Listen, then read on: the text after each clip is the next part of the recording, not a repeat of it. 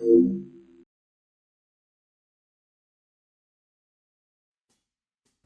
know what's fun? Shooting. You know what's even more fun? Shooting fast.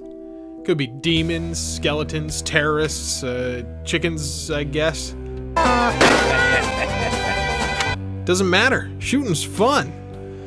There's a genre that's pretty much completely carried on its shooting mechanics. Old school shooters.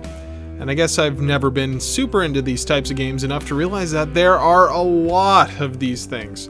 There are classic titles like Doom, Quake, and Blood. Yeah, one-word all-caps names were kind of all the rage back in the day, weren't they? But now, there's also an entire genre of throwback shooters, and my Steam wishlist is just bursting at the seams with run-and-gun goodness. There's honestly just a lot to sift through, so I picked 5 games, old and new, to talk about. Let's get into it.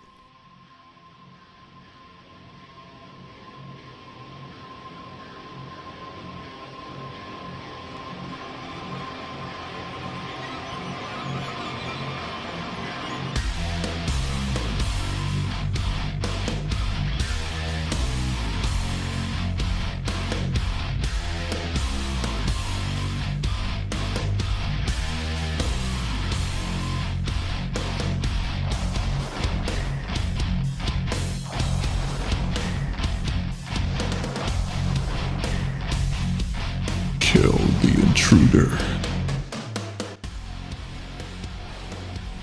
Out of all the games I plan on talking about in this video, Dusk is the one I was most excited to play. Its aesthetic, it speaks to me. It's like Texas Chainsaw Massacre and H.P. Lovecraft had a little baby. Aww.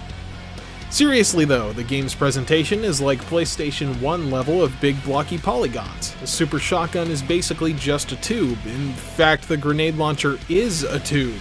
And to be honest, I totally love it. Everything looks like it's covered in a thick layer of grime and dust, enemies are completely gross, you can chug beer and flush toilets, and it's glorious, especially considering that it runs so damn well. Seriously, I'm playing and recording at a constant 144 frames per second, just like God intended. The movement feels so smooth, too. Your normal run speed is super fast, and the jump feels pretty weighty and consistent. Plus, crouching while moving in any direction causes you to slide, giving you a really stylish way to dodge enemies, and then just blast them with the shotgun. It's especially satisfying considering the fact that enemies will either explode or fly backwards at the speed of buckshot.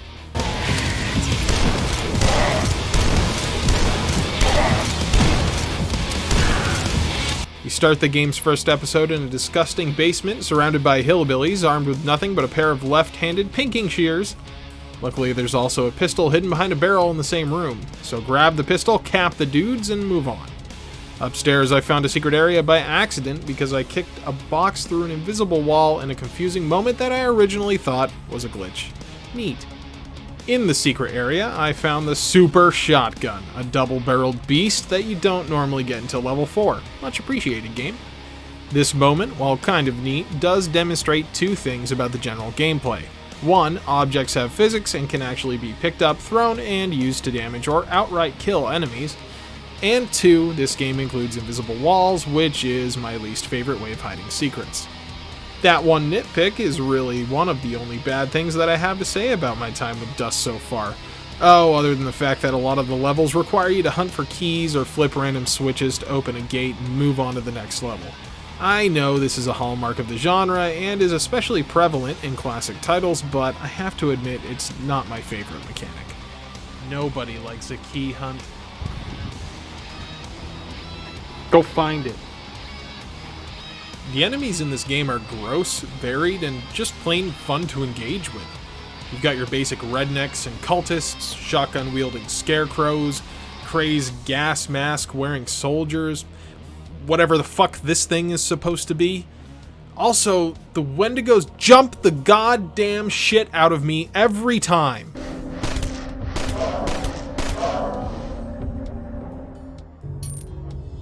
It was at this moment that he knew. He fucked up.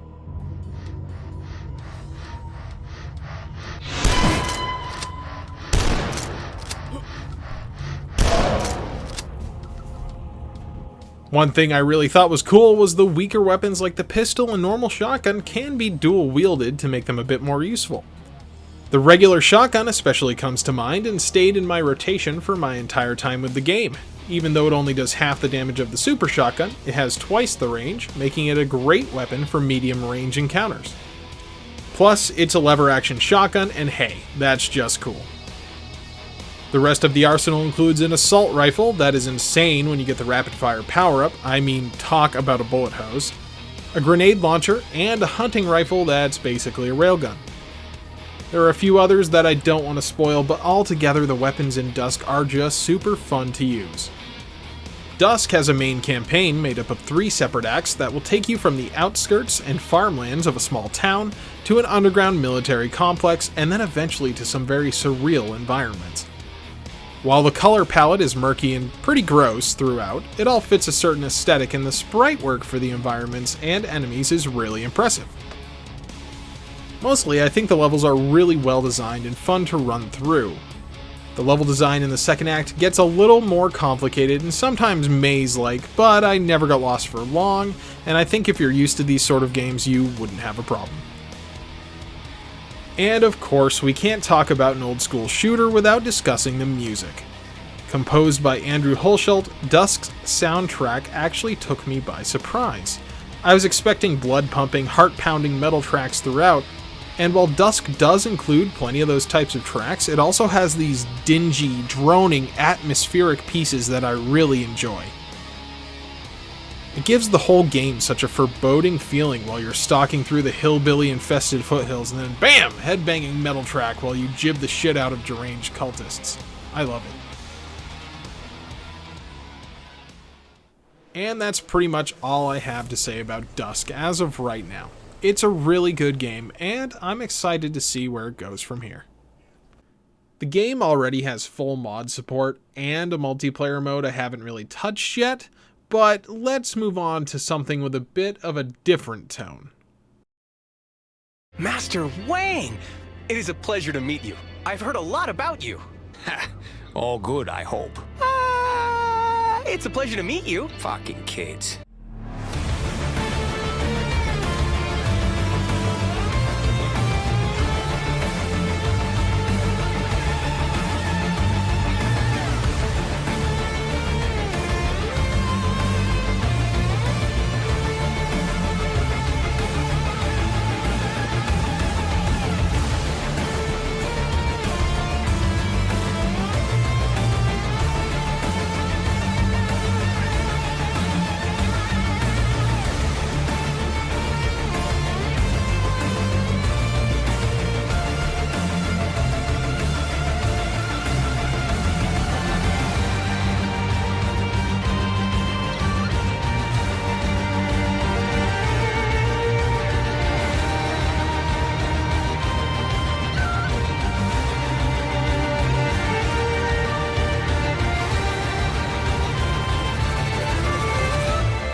Intimidation is the tool of the fearful heart. Hey, it beats being the fool of the tearful thought.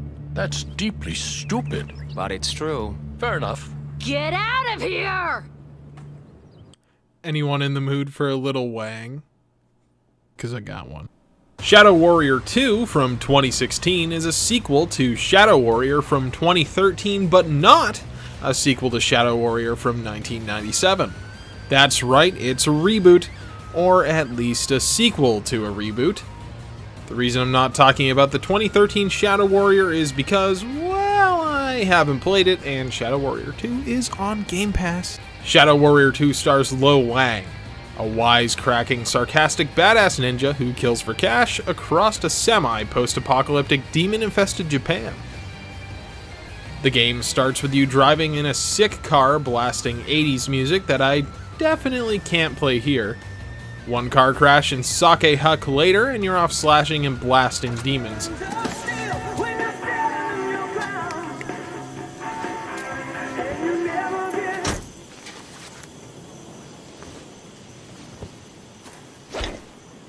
Fuck off! Fighting our way through the temple, we nab an ancient artifact and then go and return it to the Yakuza. We are then tasked with rescuing a damsel in distress from an evil techno genius who subsequently gets Cortana'd into our head for the rest of the game. Nice. So, I know that this is totally my fault for not playing the 2013 Shadow Warrior reboot, but the story and setting here is pretty confusing. It's really cool and interesting and fun, but I got no idea what the hell is going on. I know, my bad.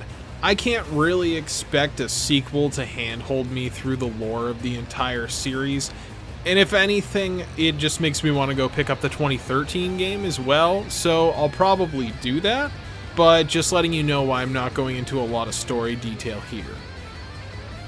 The first level is a pretty nice display of the game's enemies and visuals. The Temple of Longing is a great introduction, as its layout is fairly large but straightforward. The enemies are varied and there's some neat loot hidden around, giving you a feeling for what the rest of the game is going to be. The enemies on display run the gamut from demons to robots to Yakuza assassins. I really love the design of some of these enemies too, like a few look super cool, and there's a cute bunny demon, aww. Not only do the enemies look cool, they are also super varied in their attacks. Some even mutate into bigger monsters if you don't kill them fast enough. Stack superior and epic enemy variants on top of that, and it makes for some hectic and incredibly fun encounters, especially when you consider all the different weapon types available to you. Visually, Shadow Warrior 2 is pretty impressive even on medium settings or lower. My PC is what I'd personally call mid-range, and I can get a solid 60 to 144 FPS depending on what boxes are checked. Chromatic aberration? Get out of here. Depth of field? Who needs it? Motion blur? My eyesight's already bad enough that my brain has motion blur built in. I said Dusk was dingy and gross looking. Well, here we have an explosion of color and environments varied enough to make you say, "Insert joke here." Weapon models look awesome too. There's always something that makes the weapons more than just an ordinary gun or sword. For instance, the Sidekick SMG's pistol grip is styled after a katana, and this thing is just a giant nail gun. It's creative, and I was impressed with how varied the weapons looked and felt. Now, while I'm impressed with the weapons models, human enemies and NPCs have a tendency to look downright bad at times. The Yakuza NPCs in the game's hub all look really bad, and you can also reliably look inside of other people's bodies if you just walk up to them and look down. There's also a cutscene later where the character Kamiko is supposed to be posing on her bed in what I assume is a sexy manner, but her legs are barely attached to her body and she keeps clipping into herself. It just looks really bad and awkward. Speaking of weapons though, wow, there are a lot. Shadow Warrior 2 probably has the most weapons of any game on this list. In fact, when I first saw footage of it, I thought it was legitimately a looter shooter, and it sort of is. There's weapon rarity and upgrades, slottable gems, upgradable powers, it's all here. You level up, put points into your health, mana, and powers. Certain missions warn you not to try them till you level up. You take on side missions and bounties, and wow, there's just a lot. Oh, and before I forget, you can dash in any direction, jump, double jump, air dash, crouch. The movement here is super satisfying, and honestly, getting good at it is going to make fights against harder enemies much easier. And I know this is a list of old school shooters, and all of this seems really modern.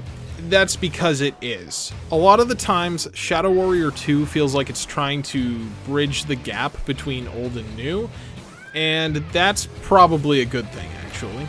This game really captured my attention and got me excited to dig into this genre more and more.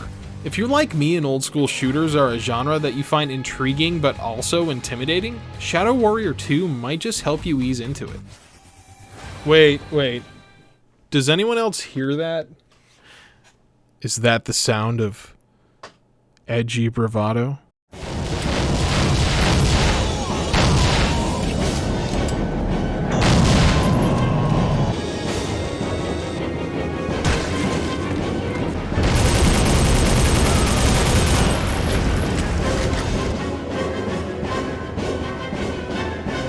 Nice.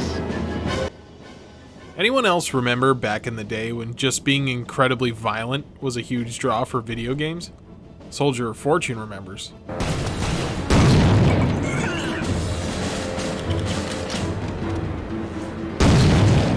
In fact, the violence in Soldier of Fortune, powered by the aptly named Ghoul engine, is pretty much the best thing about the entire game.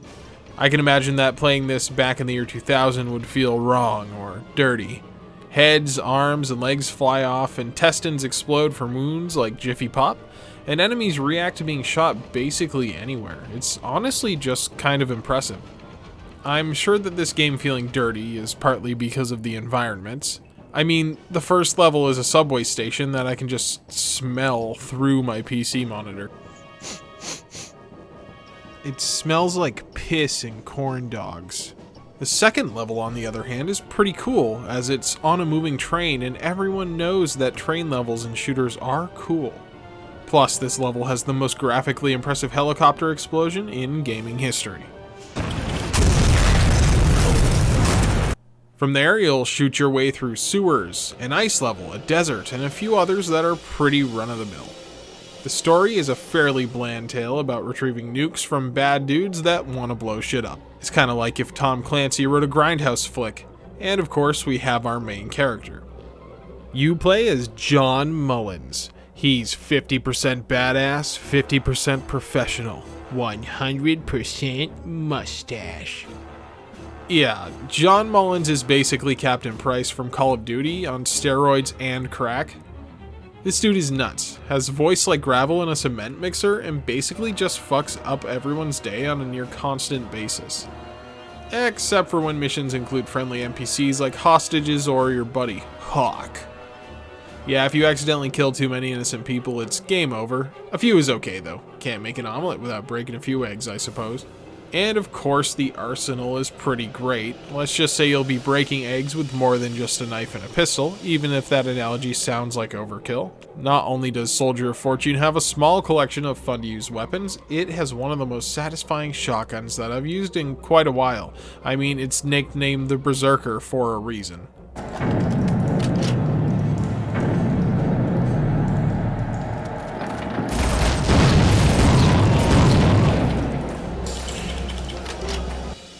The devs knew it was great too, because it's given to you at the start of the first level.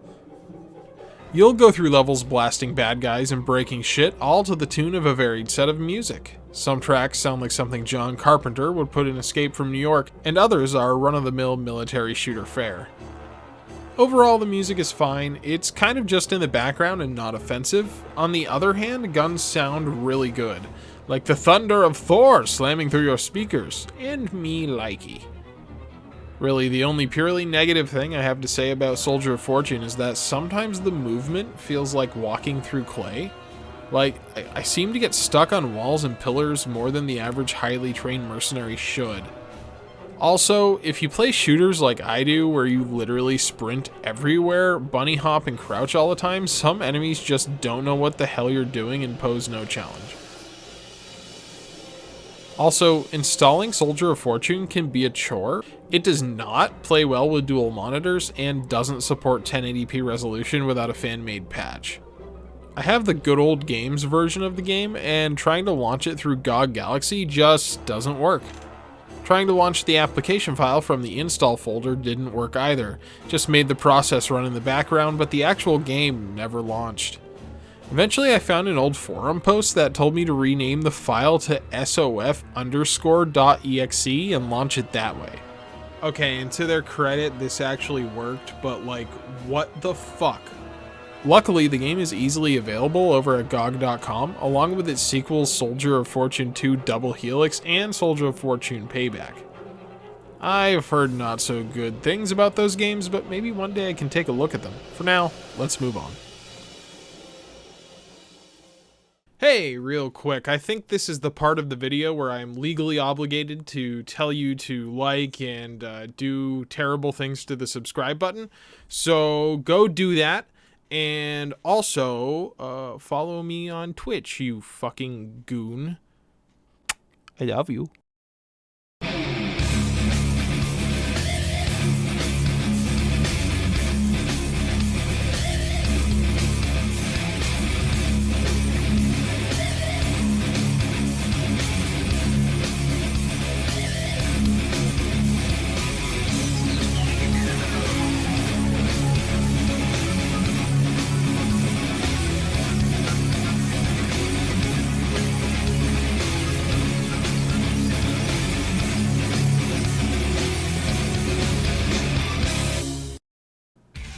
What do you get when you cross the Punisher and Ghost Rider?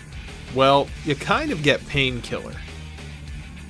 I remember playing the demo on an old family computer when I was a teenager and thinking that this game was super cool, and playing it now I realize it doesn't really hold up all that well. However, I got Painkiller Black Edition on Steam for like $1.50, so I'm not about to tear the game to shreds or anything. Let's just keep an open mind and talk about what we have here. Playing as the leather jacket wearing plastic mannequin looking Daniel Garner, we are tasked by the angel Samael with killing 4 generals in Lucifer's army in order to ascend to heaven. See, Daniel's been stuck in purgatory for a while after dying in a car wreck, and he's starting to get a little antsy. When he asks why God doesn't just kill Satan's generals, he's hit with a resounding, well, no. So we're off to kill some demons. Literally doing God's work. Lazy bastard. Playing this game, you very quickly realize a pattern with the level design. You enter a room, the doors lock, monsters spawn until you kill a predetermined amount of them, and then the doors unlock. Now, it's not exactly a bad thing, and wave-based arena shooters can be really fun, but a lot of that fun is going to come down to enemy variety and environments. Enemy variety in Painkiller is actually rather impressive, especially for the time of release, and every level seems to have new and different monsters to kill. It is unfortunate that a lot of the enemies seem to just run straight at you in big groups, but hey, it works for Serious Sam. As far as environmental variety, well, I'm not incredibly impressed with the game's opening. I've seen and played later levels that look really interesting, but the first hour or so is spent in a graveyard, a cave, and mausoleum.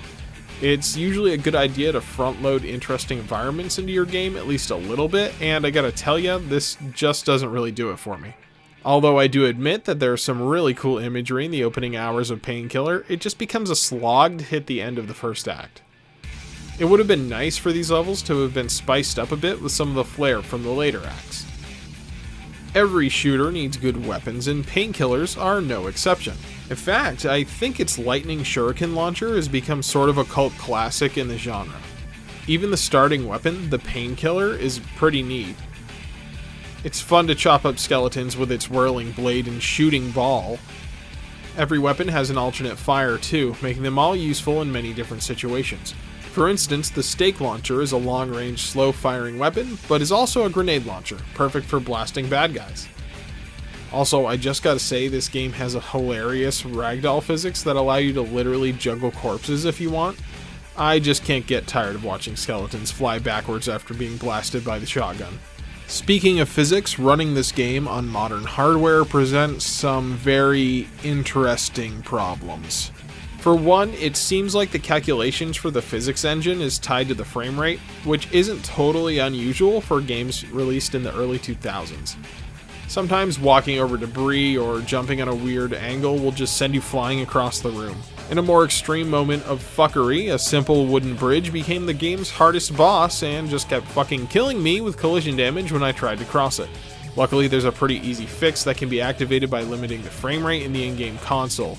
Unfortunately, that fix presents its own problem, causing a ton of screen tearing, and of course this game has no VSync, but hey, at least it's playable now, right? Unfortunately, Painkiller's movement is pretty basic, and while that's not intrinsically a bad thing, it does leave a lot to be desired. Run speed is sort of slow, and there's no dodging or sliding, but the bunny hop is pretty good. In fact, you can build up some pretty good momentum by jumping across rooms instead of running. Part of me thinks this might be something funky with the way the physics engine works, but at least it's faster. Anyway, that's Painkiller Black. It's a game that can be found for super cheap, and if you're interested in looking up a cult classic of the genre and giving it a try, I'd say go ahead.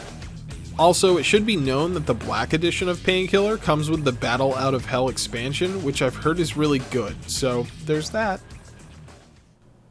Well folks, it's been a hell of a list, hasn't it? Before I end today's video, there's one more game I'd like to talk about. One game that got me into old school shooters in the first place. Let's take a look.